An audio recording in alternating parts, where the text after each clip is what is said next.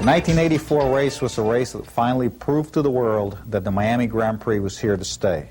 It was a huge success, we had great weather, and it was the first year that we had the Spirit of Miami. After 6 months of trying to get Emerson Fittipaldi out of retirement, finally, during the first week of January, he agreed to come and race for the first time outside of his native Brazil. He qualified on the pole, but we didn't win the race. Well, I always blame Ralph Sanchez for my return to racing. And Ralph, with all his charming and all his very professional way of working, called myself in Brazil, convinced me to drive the Miami Grand Prix. And it was difficult to say no to Ralph. And it was my first race after 3 years of retirement.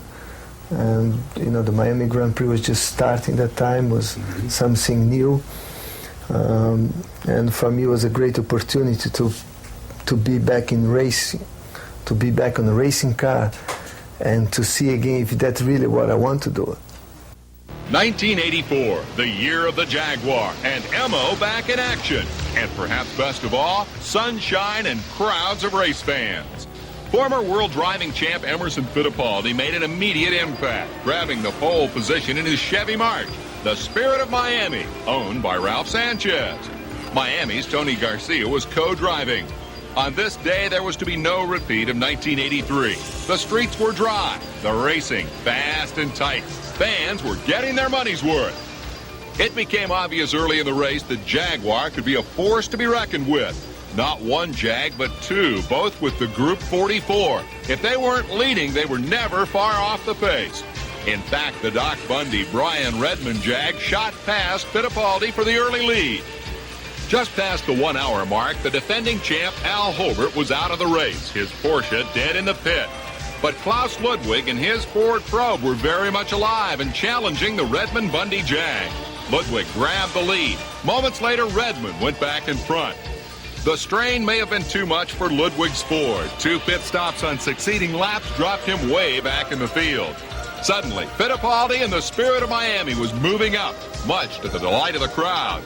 Emo was 5th, then 3rd, sneaking up on the Jaguars, which were dueling among themselves.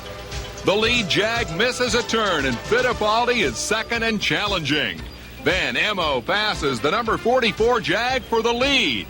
It appears one of those great moments in motorsports is developing.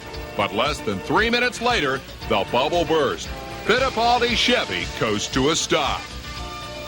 The Redmond Bundy Jaguar, which lost little in missing that turn, took the checkered flag for the win. The Bob Tullius Pat Bedard Jag finished 2nd, just over a minute behind. Fittipaldi may have lost the race, but he proved he could still drive with the best of them. Growing citrus and running businesses would now take a back seat. Emo was back.